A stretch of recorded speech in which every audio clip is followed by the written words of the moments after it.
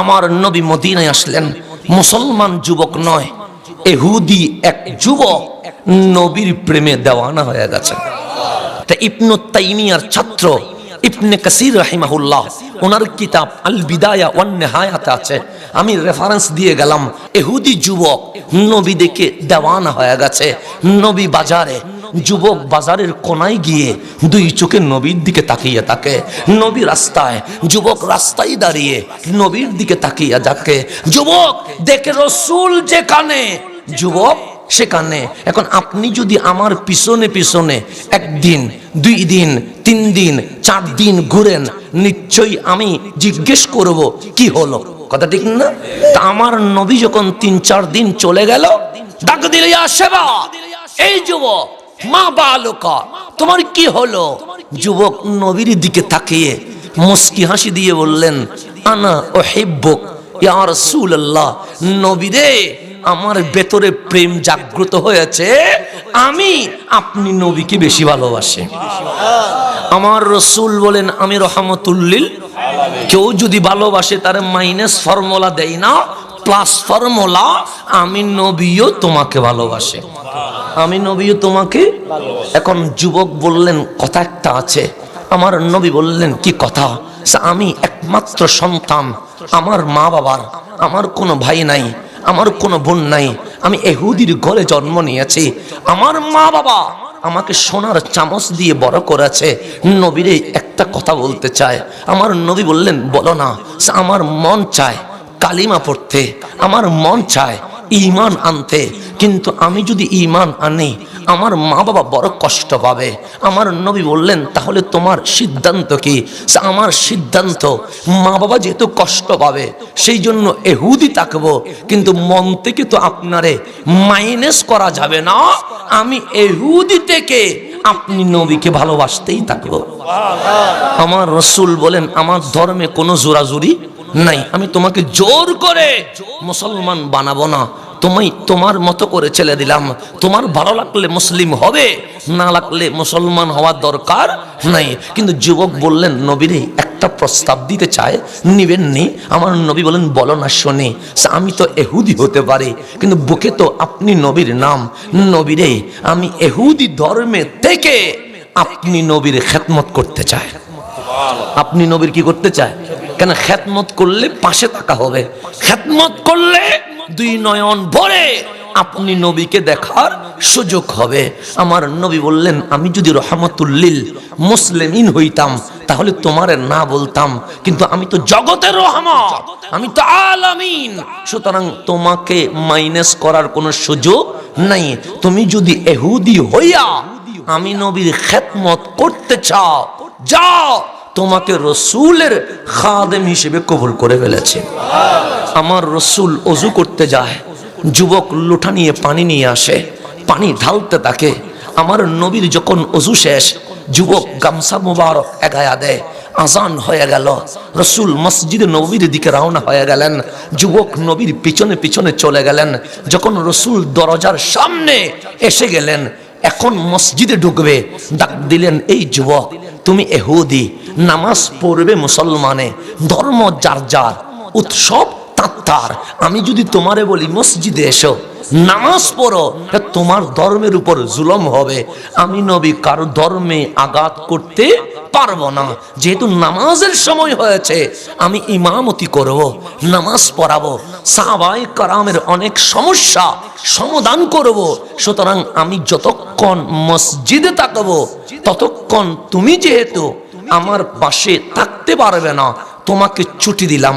যুবক বলে, যাব কই নবীরে? তোমার মা বাবাকে সময় দাও, তোমার বন্ধুদেরকে সময় দাও। যুবক বলে, যার চোখ নবী চিনে গেছে তার চোখ এই দুনিয়ার আর কোনো বন্ধু দেখতে চায় না। আমার রাসূল বললেন, নামাজের সময় আমি মসজিদে যাব, তুমি বাহিরে কি করবে? যুবক বলেন, নবীরে, আপনি যখন ঢুকে যাবেন আমার মন চটপট করবে, চোখ বলবে নবী কই, নবী কই, নবী দেখতে চাইবে। তখন আমি মনকে বলবো, মন তুই চটপট করিস না, চোখ তুই কান্না করিস না, নবী নামাজে গিয়েছে, উনি ইমামতি করছে, তো নবী নাই তো কি হয়েছে? নবীর জুতা মোবারক তো রয়ে গেছে। আপনাকে যতক্ষণ আমি দেখব না ততক্ষণ আপনার জুতা মোবারক আমার বুকে লাগাইয়া দাঁড়িয়ে থাকব। এরকম দিনের পর দিন চলে যায়, যুবক নবী সারে না। 1 বছর চলে গেল, যুবক নবীর পিছনে পিছনে। 2 বছর চলে গেল, যুবক নবীর পিছনে পিছনে। 3 বছর চলে গেল, যুবক নবীর পিছনে পিছনে। একদিন সময় আসলো, আমার নবী বললেন আমি অজু করব। সৈয়দুনা বেলাল রাদিয়াল্লাহু তাআলা পানির লোটা নিয়ে পানি নিয়ে চলে আসলেন। আজ যুবক আসে নাই, আমার নবীকে অজুর পানি ঢেলে দিলেন। আমার নবী অজু করলেন। আজ যুবক গামছা দেয় নাই, আজ সৈয়দুনা বেলাল রাদিয়াল্লাহু তাআলা গামছা দিলেন। আমার নবী ওই গামছা নিয়ে মুছতে মুছতে বললেন, বেলাল আইনা শাবাব, যুবকটা কই, ওই ইহুদি প্রেমিকটা কই? বেলাল ডাক দিয়ে বললেন, নবীরে, যে একবার আপনাকে চিনেছে, যে একবার আপনার প্রেমে পড়েছে, সে কখনো আপনাকে ছেড়ে দিতে পারে না। তাহলে আমার নবী বললেন, তাহলে আসে নাই কেন? সে নবীরে ওয়াহুয়া মারিদ, সে আজ অসুস্থ হয়ে গেছে। এমন অসুস্থ, সে বসতে পারে না, দাঁড়াইতে পারে না, হাঁটতে পারে না। যদি দাঁড়াইতে হাঁটতে পারতো তাকে কেউ বেঁধে রাখতে পারতো না, সে তো আপনি নবীর কদমে চলে আসতো। আমার নবী বললেন, ও বেলাল, যুবক এতদিন নবীর কদমে এসেছে, আজ যখন সে অসুস্থ হয়ে গেছে, আজ আমি নবী নিজেই তার ঘরে চলে যাব। প্রেমিক হতে পারলে নবী যায় বন্ধু, প্রেমিক হতে পারলে রসুল চিনে বন্ধু, প্রেমিক হতে পারলে রসুল আপনাকে বুঝে বন্ধু। আমার নবী বললেন, বেলাল আমার সাহাবীদেরকে বলো আজকের নামাজের টাইম 10-15 মিনিট দেরি করে দিতে বলো, আমি একটু যুবককে দেখতে যাব। সবাই বললেন, লাব্বাইক ইয়া রাসূলুল্লাহ। আমার নবীর সিদ্ধান্তই মূল সিদ্ধান্ত। সবাই নবীর পিছনে রওনা হয়ে গেলেন। আমার নবী যেতে যেতে ইহুদি যুবকের ঘরে যখন গিয়ে পৌঁছলেন, সামনের দরজায় টাক টাক করে আওয়াজ করলেন, ফাফাতাহাল বাব, দরজা খোলা হলো। আমার নবী যখন ঢুকলেন, দেখলেন ইহুদি যুবকের বাবা আমার নবীকে দরজা খুলে দিলেন। যুবক সামনের রুমে বিছানায় শুয়ে কাতর হয়ে আছে। যখন চোখ গেল নবীর দিকে, 2 চোখ দিয়ে পানি বের হচ্ছে। আজ নবীকে অজুর পানি দিতে পারি নাই, আজ রসুলকে গামছা দিতে পারি নাই, আজ রসুলের জুতা মোবারক বুকে লাগাইতে পারি নাই। আমার নবী তাড়াতাড়ি তার সামনে গিয়ে নবীজির নবুয়তের হাত তার কপালে রাখলেন। রাখতে দেরি তাড়াতাড়ি নিয়ে নিলেন। হযরতে সৈয়দুনা সাহাবী کرام বললেন, ইয়া রাসূলুল্লাহ, হাত রাখলেন, তাড়াতাড়ি নিলেন কেন? আমার নবী বললেন, বড় ভয়ঙ্কর। সে কেন ভয়ঙ্কর? সে তার কাছে তো আজরাইল চলে এসেছে, সে তো সাহারাতের বিছানায় শুয়ে আছে, কিছুক্ষণের মধ্যে সে তো ইন্তেকাল করবে। তো এখন ইহুদি যুবকের কাছে আজরাইল চলে এসেছে, তওবা করার সুযোগ আসেনি নাই, কারণ আজরাইল চলে এসেছে।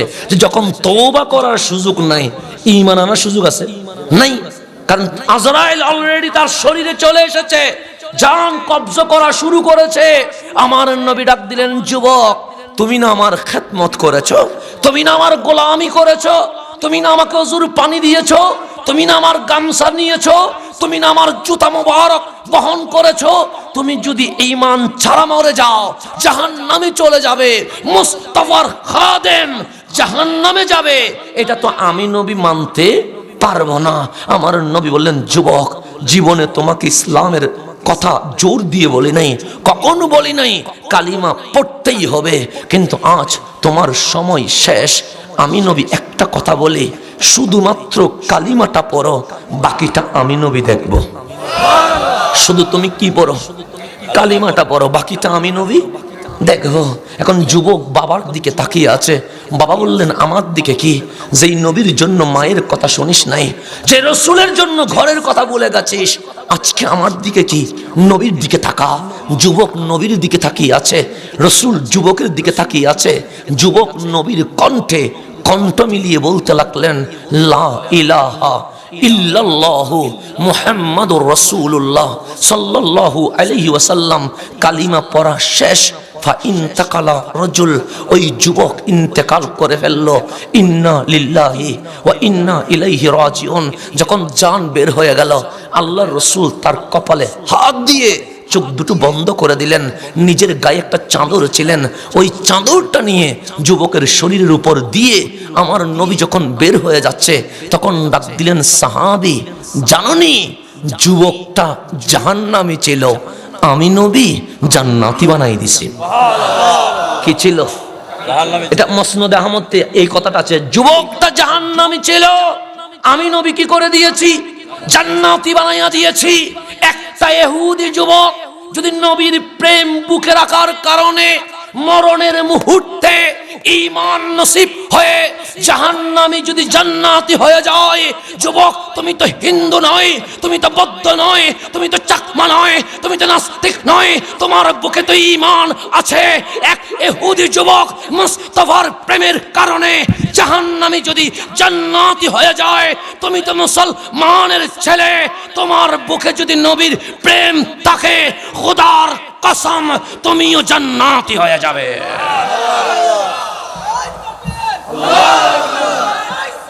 Yeah!